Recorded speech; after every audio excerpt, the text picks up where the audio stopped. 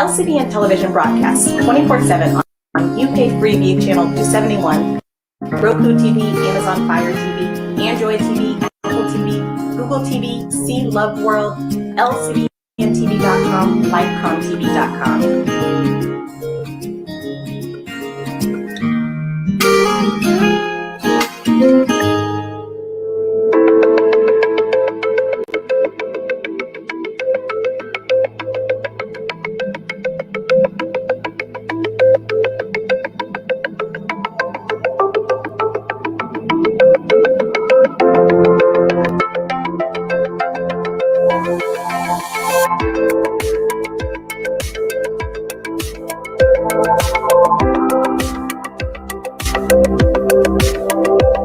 Good evening and welcome to another episode of Conversations with Lydia. Today I have a lady who is going to share from her personal experience, and we're going to talk about what sometimes even in sort of our setting can be a taboo subject, but we know it happens every day all over the world. And we're going to talk about sexual abuse. We're going to talk about it happening to a child. We're going to talk about how it happened, what were the consequences of that action to her, and what has come out of that episode. We know that everything that happens to us happens for a reason. God has a bigger purpose. Not that all the time the experiences are good, but the end is always better than the beginning. So if you will join me to welcome Evangelist Ruthy. Hi, Ruthy. Hiya. Hello. Thank you for coming on today. Do you want to talk about yourself before we ask the questions? Okay, so I'm Evangelist Ruthy. I'm a mom. I'm a wife, and I'm an entrepreneur. I'm a businesswoman, and I'm a servant of God. I'm a counselor as well. I counsel people as well. I'm a little bit of yeah. So you wear many different hats, and I know you recently had another baby. Yes. So at the moment you're a nursing mom. Yes. Training and doing a lot of things. That's right. I'm doing some courses, finishing uni. And I just had a baby. He's only just 7 months, and I have a 3-year-old as well. So it's not that easy, but it is well. Yeah. So you're managing, juggling a lot. yeah, managing a lot. You look good for it. You look good. Thank you very much. And your husband? I know he's in the ministry as well. Yeah, he's a pastor, so he's helping a lot. He is really helping. He's really helping. Without him, I don't think I can do this, because it wouldn't be possible. It wouldn't. You can't do everything on your own. It's not possible. I wouldn't even be able to come and do live. Because he's holding the children and I'm doing live, he's really helpful, trust me. And I have a business going on as well, the Shito, the Ruthy's bed sauce, so a lot of things going on. So he is very helpful. Yeah. He's a really helper. Yeah. And his name? His name is Pastor Sheku. So we welcome Pastor Sheku is in the background. So managing the children and trying to keep them quiet. But I think what we are doing is celebrating him, because he is not intimidated by the woman that God has you. No. He supports you 100%. 100%, yeah. So we celebrate the grace that is upon him. Thank you, Pastor Sheku. Thank you very much. we in jest, but we mean it, sir. We mean it. No, I mean it he is. I'm not here to talk about him, but thank you very much. Yes. Thank you very much, because sometimes, he has to keep the children silent, as you said. He has to help me, because I'm just saying, if he wasn't here, how would I have been able, So I thank God for his life. Yeah, I thank God for his life, actually. And I know your program goes on live, use different social media platforms. Yes, yes.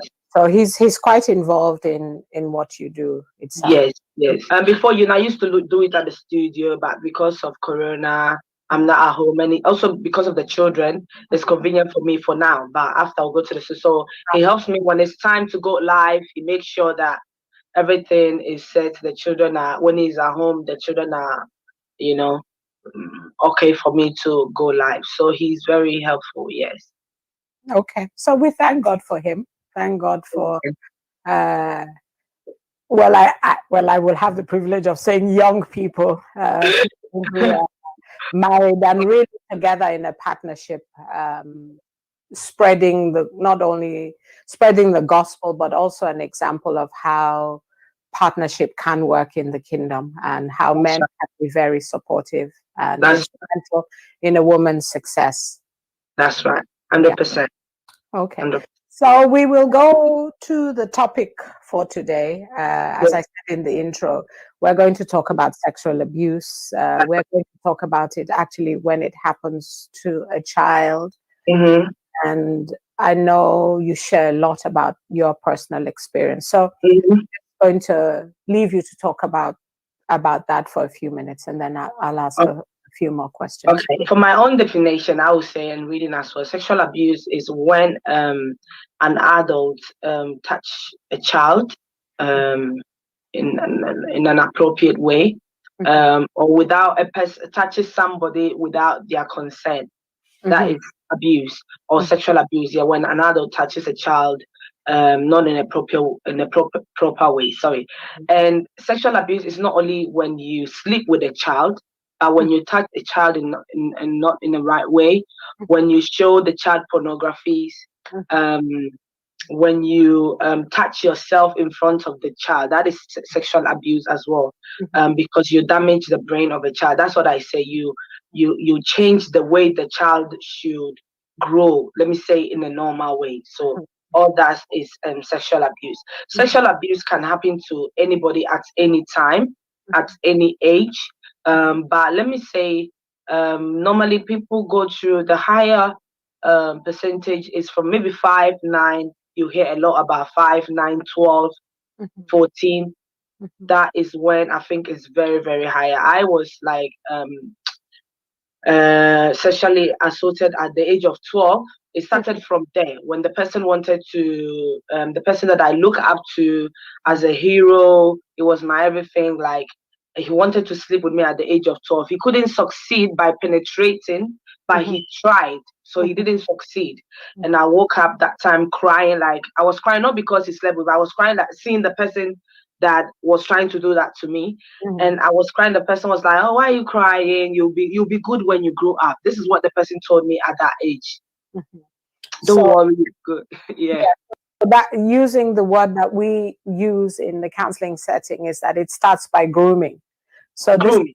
Yes. So him using that word, that don't worry, it's going to be okay.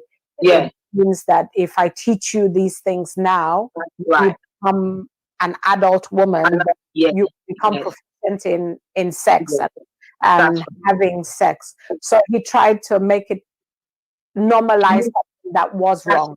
That's right. So he was trying to groom me.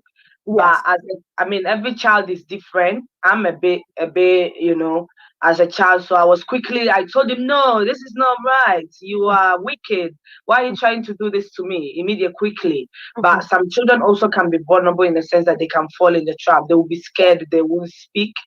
And after the grooming, they would try to, not because they want it, but because also some people can tell you, if you tell anybody, you will die, your parents, I will kill you, I will kill the people around you. So they groom people in a different way. But in my case, when the person did that, I didn't fall in that, let me say, in that sort of trap. I reported him immediately to my auntie. My auntie did believe me, but some of the family members that I look up to, some of them didn't believe me. They said I was a witch, I was or whatever, demon or whatever. I wanted to destroy the family something. I just don't want to go. Yeah. So I got scared. I wanted to kill myself. We were living at the 3rd floor. I grew up in Italy. So I wanted to jump from the 3rd floor. I was about to jump actually to kill myself because I was scared. And one of my aunties ran and hold me and they were like, what are you doing? What's wrong with you? No, I believe you, and stuff like that. So, but what I remember is as a child, I didn't see anything happening. I didn't see them calling me or the person that did that to talk to, nothing. So I didn't see anything. So if we go back to the fact that actually he was somebody that was close to you, close enough to come into your room, close enough to be somebody that the family felt safe to leave you in his care. So a lot of times we think that abusers are outside the home or outside the family. I think that's what I wanted to zero in on, that a lot of times the abuse that is given to children or happens to children actually happens within the family concept. That's right. Or actually somebody who is actually considered a family member or a close friend of the family. Yeah. So do you want to talk a bit about that? That the family let me say 95 or 99%, the victims know the abuser. We know, they know them. It may be an uncle, a father, a cousin, a brother, or maybe even a carer. They know them. It's not like it happens 99, let me say 99%. They know the abusers. They know them. So this person that nobody would have believed me. It's not that nobody would have believed me. It would have been hard for them, I think, to believe that a person like this could do this. Somebody who is, as you said, a hero. He was a hero to you. So as a child, that means he was respected. Respected. The family had accepted him as, somebody of stature within the family context, whether it was extended or close to you. And let's go back to this personality. You have one that was able to, I'm going to use your word, speak out at the time. That's right. But then there are other children who are not as bold in their character. That's right. Who get grown and can be groomed much easier. Yes. And sometimes actually it comes from a need. Can you talk about when a child feels, because sometimes I know the groomers give them rewards. Sometimes they're giving money, sometimes they're giving favor, sometimes it's actually the child thinking that this is love. I think when some children, when they are vulnerable, in the sense that they don't get the love, let me say it's a father that is abusing the child. That one is hard to even explain, but maybe the dad have seen that maybe the daughter is, or the whatever is not getting the love from the mom, so he will show the child love and use other things to manipulate the child. It can come from let me say an outsider, an uncle or something wants to abuse the child. They will see that maybe at home the mom is never around, the dad is never around, they are by themselves, they don't get attention, and you will see when a child wants attention. Even adults do fall into that trap. So when you see a vulnerable child that is looking for money, is looking for that love, you see it. So they try to use those things, money, they try to use shoes, they try to use material things to convince the child. And the child may think, okay, as small as they are, they will think, sometimes they are vulnerable, they think this is just love, or they are scared. But because they are getting the sweets, the clothes, the shoes, the secret things, they fall into it. And some of these children also, that the abuser will tell them, if you talk, I will kill you, don't tell anybody. So they get they threaten them, so they get scared as well. So these are the things that happens. And I think something I want to bring up is that the abuser portrays to the child that we have a special relationship, and it's so special it has to be a secret. That's right. So and children do like secret things.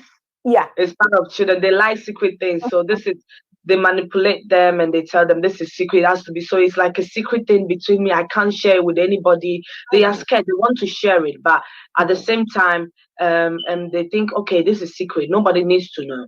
Nobody needs to know. So it will take a time for even some children to speak. Yes. To tell their parents. Sometimes they will keep it for a long time. They will never say it until they grow. Some will say it because after they get tired physically, or maybe you parent, you will find out that your child is always tired. Something is not going on right. And stuff like that. Yeah. Some children also, when you are taking them to that person, they'll begin to cry. Yes. They'll begin to show some attitude. Like I always tell parents that when you are taking your child to a house and your child is crying, I don't want to go, I don't want to go. Don't force them because you think when they go, you are free. No. You need to find out why the child is not crying, why the child is always crying to go that home. What is going on? What is making the child refuse? Don't push them, don't force them because you may never know what is going on. But rather find out the reasons. Yeah. So the message would be to parents that if your child has changed somewhat, that's right.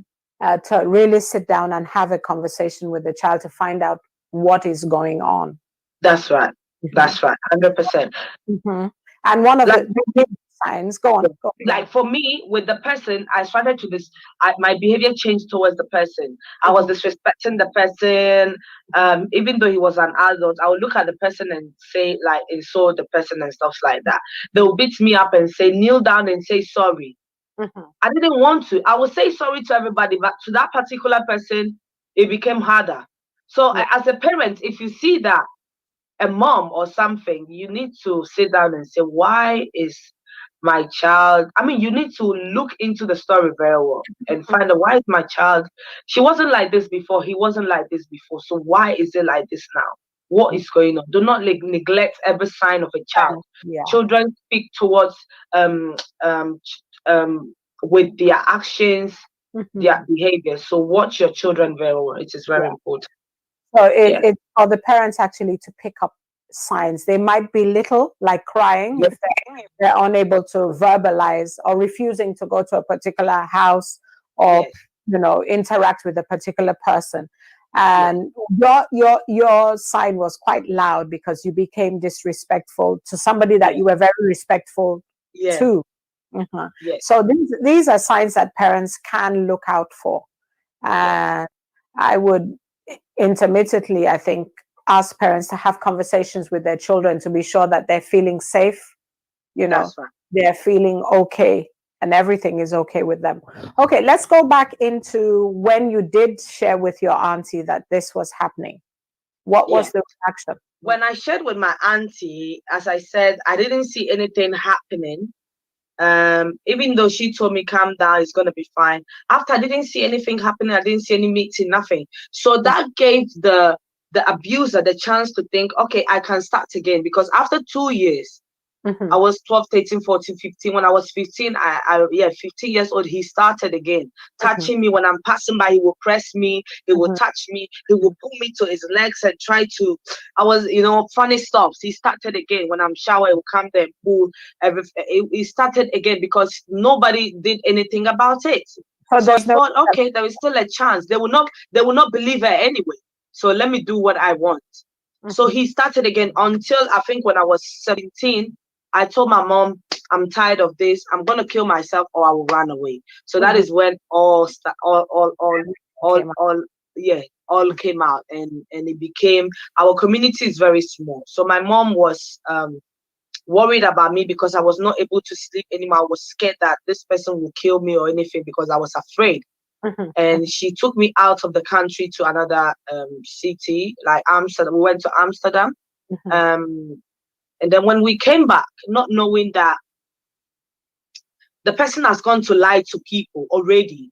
So I didn't know that the story was out. So when I came out, the people outside knew another story, a false story.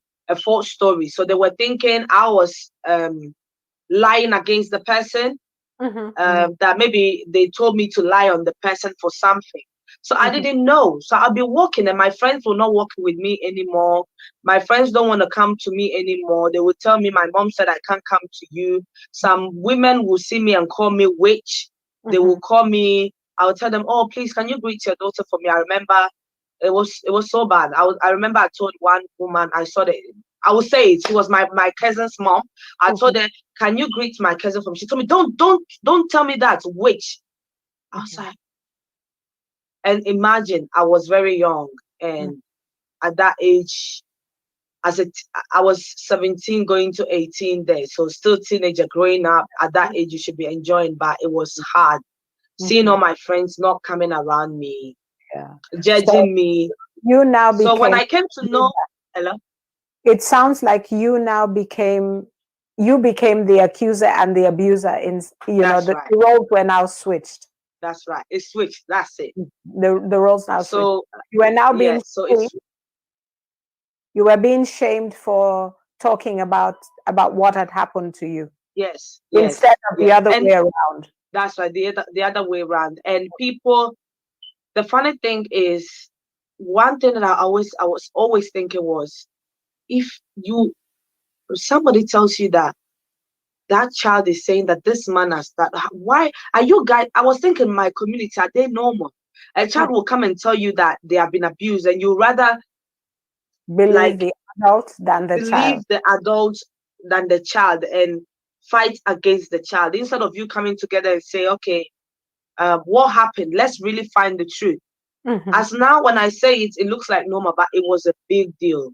Oh, yeah. It was a big deal. Remember, I don't want to mention the person's name, but we come from a pastoral home, so it wasn't easy for my mom, for myself. It was really it was hard, but it was hard. Let's go. One thing that happened was at the same time, I always give the glory to God, because at the same time that a lot was going on, the shame was going on, God was glorifying himself as well in my life, in the sense that I believe when people go through abuse like this, or maybe they are ashamed for what they haven't done, first of all, as a young girl, I was 18, so guys were coming all over. I could have jumped into their hands, become a victim again, in the sense that because you are looking for love. And then that would be something like a consequence of what had happened. So let's go back into this, to the time where you spoke. Your auntie said she believed you. Your expectation was that they would have a family meeting. Yeah. I mean, what were you hoping from that meeting? What were you hoping? I mean, I was young then, so it's not like then my mind. I didn't really care that time. I don't, because I was 12, so I don't know whether they should. So it's fine. It didn't matter. So when you now became older. Yes. When I became older, I was thinking they would have a meeting, and I would say what happened, and they would correct the person. And he would say, because I was waiting for him to say sorry.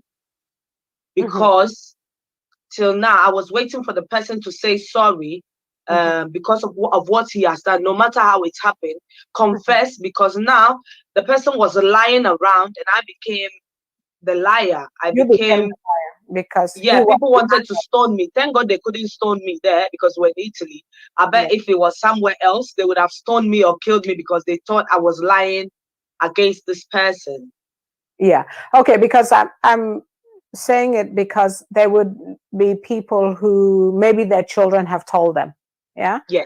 So the expectation is that the parents will do something to stop the perpetrator.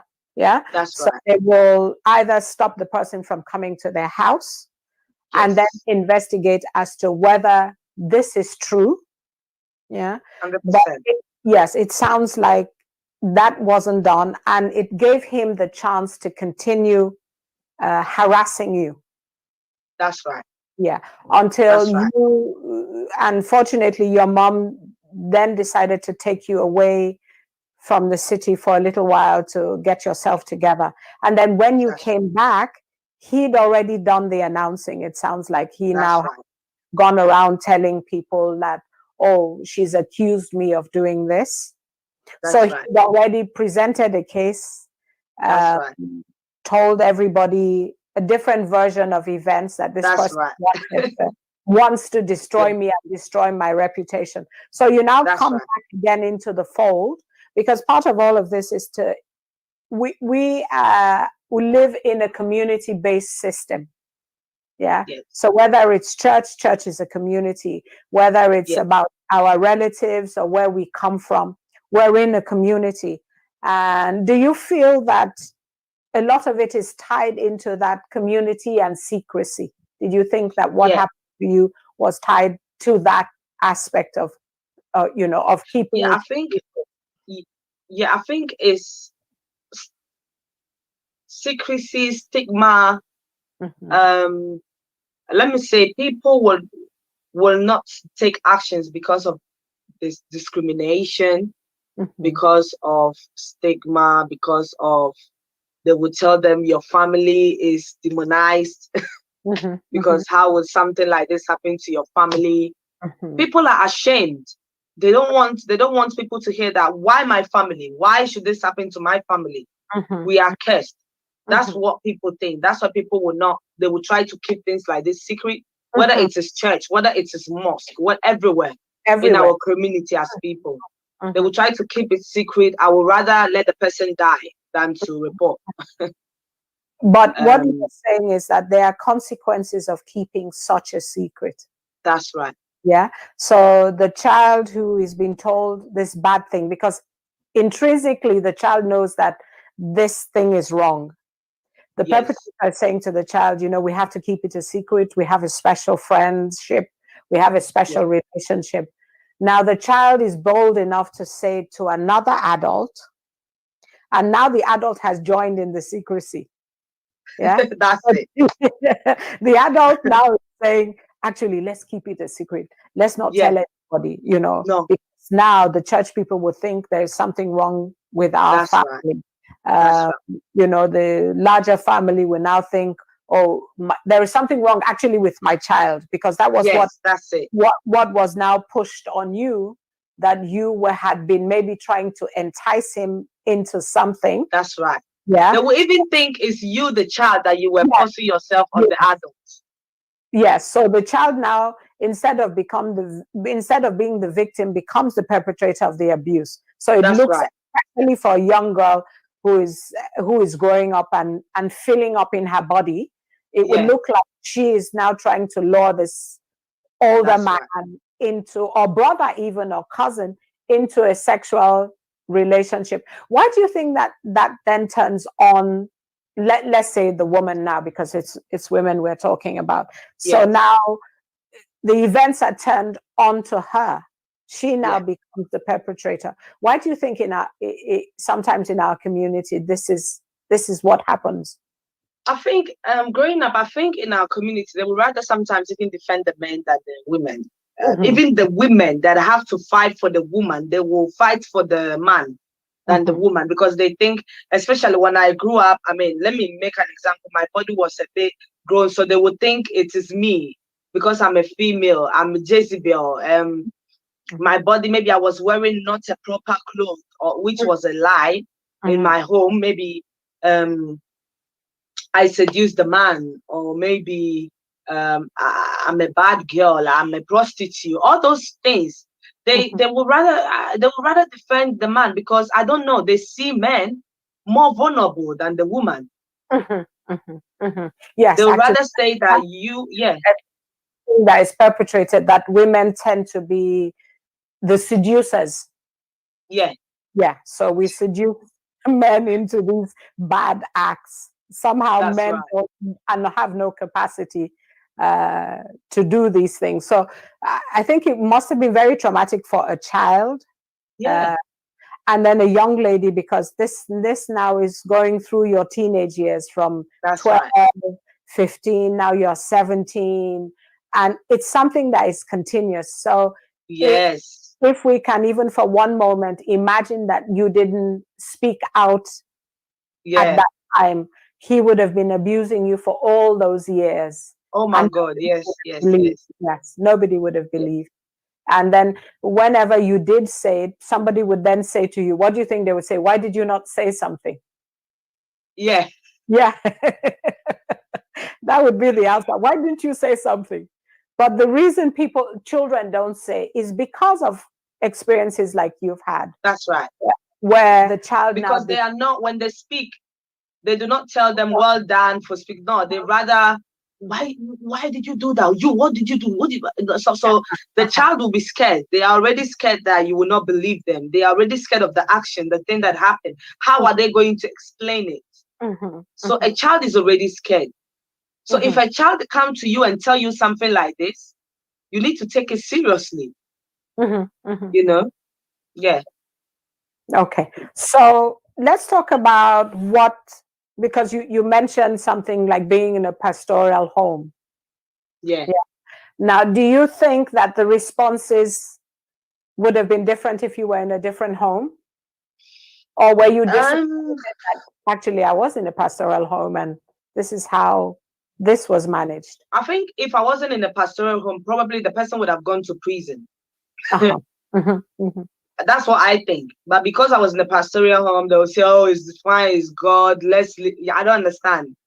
Yeah, I think they were more like, okay, it's not like the person even came to repent. So we would say, okay, they repented, they are asked for forgiveness. No, the person was lying and they never reported it. So I think if I wasn't in a pastoral home, and we were other people, they would have not had mercy. I don't know. I think that's what I think. Oh yes, maybe it would have been the same. I don't know. Yes, because if you had maybe gone to school and said this had happened in school, that person would have been arrested. That's right. They would have, brought the police in. They would have gone to court, and there would have been some consequences for their action. But what 100%. You're saying is that even in our context, you were now the one who had to now do the forgiving without the person actually admitting. Yeah. Now the person actually, I did something wrong and I'm sorry. Yeah. Yeah. That's right. So and in school, in Italy, in school, they were always seeing me quiet. Sometimes my teacher, she was a psychologist because I did psychology in Italy. She will always call me and talk to me. What's going on? Your grades are not going well anymore. What's going on? Are you okay? What's happening at home? I wanted to say it sometimes, but then I'll keep quiet. After when I was like 18, I went to meet them and I told them anyway because I was doing night school and stuff like that. So I did tell her. She was like, "Oh yes, I knew it. There was something wrong with you. Something wrong." So, but if I would have told them then when I was like younger, oh, something would have happened definitely. But yeah. Okay. Do you want to talk about the consequences? How you felt? What was the impact of this behavior? This sexual harassment, sexual abuse, being threatened. Actually, because you were now living under the threat that you could be abused, which a lot of children actually live with, because if the perpetrator is in the house or is somebody who comes often to visit, the children are living in fear, of the next time they will be abused. Do you want to talk about how that impacted you? Because you said from a very bubbly person, quite loud, we can see, to somebody who even the teacher is noticing that there's a difference in the way that you are now behaving. The trauma is the consequences. I would say trauma. I would say depression, fear, blaming yourself, low self-esteem, depression, let me say, anger. Unforgiveness becomes very strong. You are angry with everybody, let me say, especially men, and you do not trust that much. I was so scared. Let me make an example. If it was a cousin that did that to me, I'll be always scared when I see a guy as a cousin holding a young girl's hand. I'll be thinking, oh my God, that child is in danger. So the child is in danger. Yeah. So that's what it was happening to me. Alert, as we say in counseling, you become hyper alert every time you see something that could remind you of a possibility, which may not be real, but it stays with you because of the. So my mom would tell me, "No, it's not everybody that's like that. It's not like that. They are good cousins out there. They are good uncles out there. They are good fathers out there. So you see a child playing with the father, with the uncle, or with the cousin. That doesn't mean there is anything. Trust me, it's not always like that. And I said, okay. But it took me a while for that thing to go. I mean, through my healing, that it went away. Okay. So it was fear, trauma, afraid of not even I was afraid or even somebody would not marry me, or maybe somebody would not date me when they hear my story. It was so bad that one time there was a guy that he said he liked me. And when he came, I told him something. I said, have you heard a story of a girl in this city? I was in Italy then, in this city, that this person tried to sleep with her, abuse her, let me say. And the guy said, yeah, I heard it, you know. Oh my God, that story. And when I told the guy, it is me. Because he said he liked me. So I was telling him that to see how he would react. Now the person, he said, I've heard it. Oh my God, that story, horrible. You know, oh my God. And I was like, do you know, it is me. The guy, I think he felt like he should cry, and he's like, can I hug you? And he hugged me, and I said, yeah, it's me. This is. He said he can't believe that he's talking to the person that, because it was a big thing. It was a big thing. So after, he didn't come back again to tell me that he would date me or whatever. But that's what I started to do. Every guy that would come to my life, I wanted to tell them that I'm the person, you know. So if you want to date me, then you know that it's a shameful thing or it's a disgraceful thing. You understand? So that's what I was doing. So I was scared that maybe I would not be married because of what I've been through, or yes, things like that. So it was depression actually. Yes. And I started eating this thing I always say, you know, clay. I know that people eat clay. I don't know if you guys know clay, but clay, I used to like it, but there was a time that I started eating it madly. Like it became like an addiction. I would stay under my pillow and eat. So after I grew up, and I mean now, and I mean being more mature, I realized that it was something that I was using to comfort myself. So some people will start drugging themselves. Some people will start doing things that they normally don't do, just to get to their mind out of from the pain they're going through or something. So that was mine. Yeah, that was mine. What I think I want to go back to is this idea of being damaged. Yeah. And the idea of shame. So the person blames themselves, has something wrong has been done to them, they've been wronged. They might think it's their fault, you know, they've done something wrong.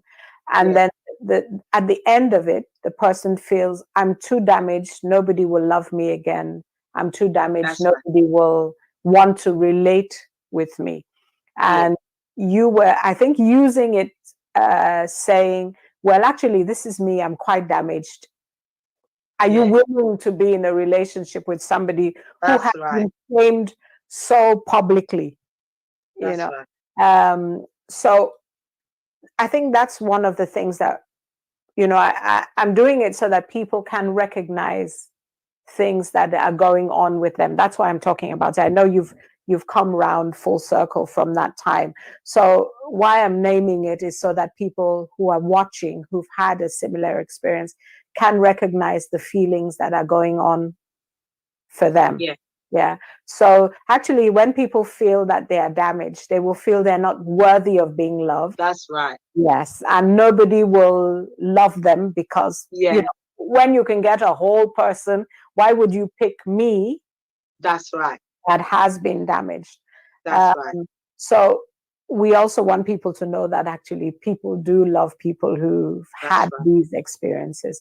So in terms of, you now developed this eating clay. So as a result of what has happened, people develop all kinds of addictions. That's right. People actually begin to eat and they become overweight, thinking that will make them unattractive and nobody will come to them again. People start to drink. People start to do drugs because they want to take away, you know, they might, pain. The pain, they might have the flashbacks, taking them back to something that was quite traumatic for them. What would be your advice to somebody who has had your experience, and then we'll talk about how you became healed. But what would be your sort of My advice would be, it is never your fault. Don't think you've been through abuse, so now you are blaming yourself, thinking, oh, maybe I did something, that's why that thing happened. Or maybe the family that you're coming from, they have insulted you, they have told you all manner of words, bad words, that now you feel like, yeah, it's true. Maybe what they are saying is true. Maybe I'm a bad person. Maybe I shouldn't have been born even. Maybe I'm evil. Maybe it's true, I'm evil. That's why this thing happened to me. It's my fault. It is never your fault. It's a lie. It is never your fault.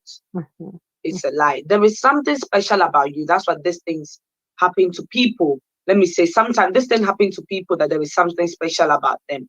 I don't know. I don't want to start preaching now, but yes, there is something special about you. So it is never your fault. So don't think it was ever your fault. It was never your fault.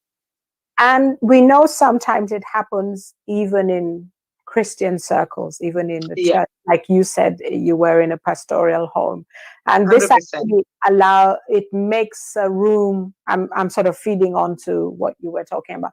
It then allows these people to fall out of faith. Yeah, where they make them fall out of faith because the person that you were looking up to, maybe is a pastor, maybe is a deacon or whatever, or somebody in the family that, or somebody in the church, and they do this thing to you. You'll be thinking, somebody that takes you to God is doing this to you. So now who will take you to God? So people fall out of faith. People change their sex. Some females, they become lesbians. Other people change that because they don't feel like they should go with the other sex because they did something to them. And many people lose their faith because they like, I can't serve a God that will allow this thing to happen to me. It will take them time to continue. They'll be thinking, but this person uses God, so why didn't God tell them to not do this thing to me? And now they lose their faith and they don't believe anymore in God. And it will take time for them to come back, but sometimes they never return back anymore.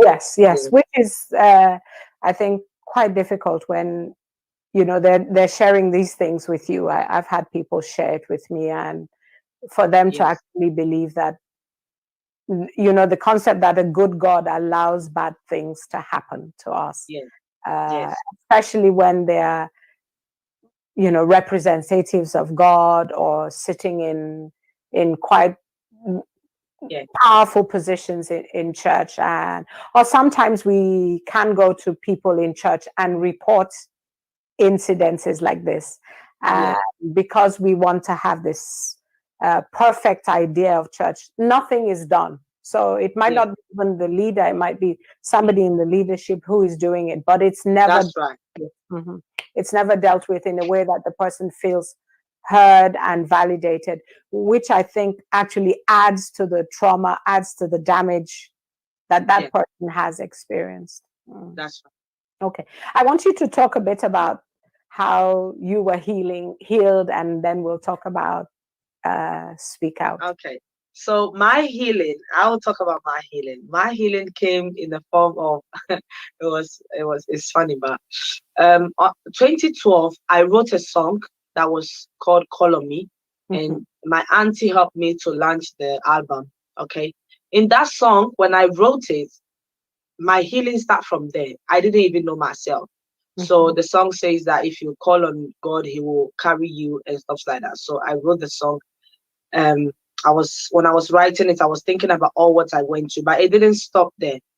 So my healing came through, as you know, I'm a minister, I worship. So I would say that it is through music therapy. That's what I find that came, the true worship, through the word, through also definitely I went to some counseling, small schools here to talk to therapists there and that. But more, let me say, the majority, my healing, because everybody have their personal, how it came from. My personal healing came from that. And I remember that sometimes I would stand in my room, look at the mirror, imagine the face of the person, and I would scream. And I would scream and like I'm talking to the person. Why did you do this to me? Why this and that? And look at the mirror and scream like I'm seeing the person in front of me. And through listening to music, worship songs, that's how my healing came through the time. And going for me, it was prayer and all those things that I got my healing from. But every day you are healing from few things. Every day you are healing from few things. The more I got into speak out, doing speak out, reading books about abuse, reading healing books and stuff like that. I even have one book, it's called Workshop, something there. Reading all those ones, you're still healing from that. But my biggest healing came from that. Yeah. Okay.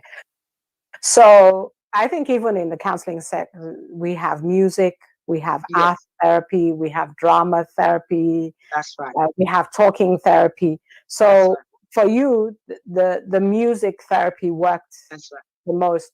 I know we tend not to, from a secular counseling point of view, it would be a different type of music. But what you're saying is you're healed, worshiping God. That's right. So it was a type of therapy, just in using God's exaltation and believing that He loved you and He was your healer. But as I said, in counseling, we can use all of those things. And sort of, you did some one-to-ones, read a lot of books, did quite a bit of work yourself. So I think that in itself is empowering because you chose to be healed. That's right. Yeah. God helped you. You made a decision that this wasn't going to stop you. So you equipped yourself. God was instrumental because of the song He gave you. We're not taking that away. But I think you are constantly working, and what you're saying is that we get healed every day, every day. I think the biggest thing is forgiveness. As we said, sometimes the person that have sinned against you will never ask you for forgiveness. Yes. But forgiveness is not easy. It doesn't come quickly. But in my head, I was like, I don't want to be 70 years old and still be having the pain of when I was 12. Yeah. It's not going to be possible. I need to enjoy my life. So if I want to enjoy my life, then I'm going to start the healing. Yes. So it was hard because every time the person's name came in my head, I would cry. That cry was not a cry of joy. I knew myself. It was a cry of anger, of pain. So I said, no, I have to forgive myself. I have to forgive myself first of all and forgive the person because forgiveness is the greatest key. If you forgive them, you'll be able to break through the barriers and move on. If you don't forgive them, there will be like a block in your life. Whenever you want to move on, they will come in your life, in relationship, in other stuffs, in your business. They will come in your head, and then you go back again. You go to zero, and then you start crying. And then no, I didn't want that, because the people that have done that to you, probably they have moved on with their life, and you are always at zero, always crying. No, it may take time, but you have to do it. Yeah. Whether you can do it yourself or you need to ask for help, you have to do it. You have to do it. And I think it can be a combination of asking for help and doing it yourself. I always say to people that actually we think that when we forgive somebody, we are doing that person a favor. No. You know, but actually forgiveness is a gift that you give yourself. You are actually doing yourself the favor by letting go of the anger and the pain. Because we think that when we hold on to the anger and the pain, we are punishing the other person. But we're actually punishing ourselves, not the other person, because the other person probably doesn't care and is not really, bothered about what we are feeling. Yeah, that's right. And one thing I want to say is, when we say forgiveness, that's what I tell people all the time. That doesn't mean that when you forgive somebody, you have to go and meet them and have a drink. Yes. Or go and be staying in their house to watch a movie. No. Yes. That's it. I'm forgiving you. Stay your home. You don't have to build a relationship with them. They don't have to become your friend. Yes. That's right. That's right. So you may see them, hi, they greet you, bye, you go on. Everybody is, move on with life. But you shouldn't go and now, okay, I'm forgiving them. They want to see you. If you don't feel like seeing them, give yourself a time, you will see them, but just forgive them in your heart and move on. And when you are ready, after you've forgiven them and they want to meet you, never go by yourself because they will intimidate you. Go with somebody. Go and sit there. When you go and you tell them your story, you tell them what they did to them, they may never say, yes, it's happened. So get your mind ready. That if they tell you, I didn't do anything to you, you are still strong and say, fine, you didn't do to me. I leave you to God. I'll move on with my life.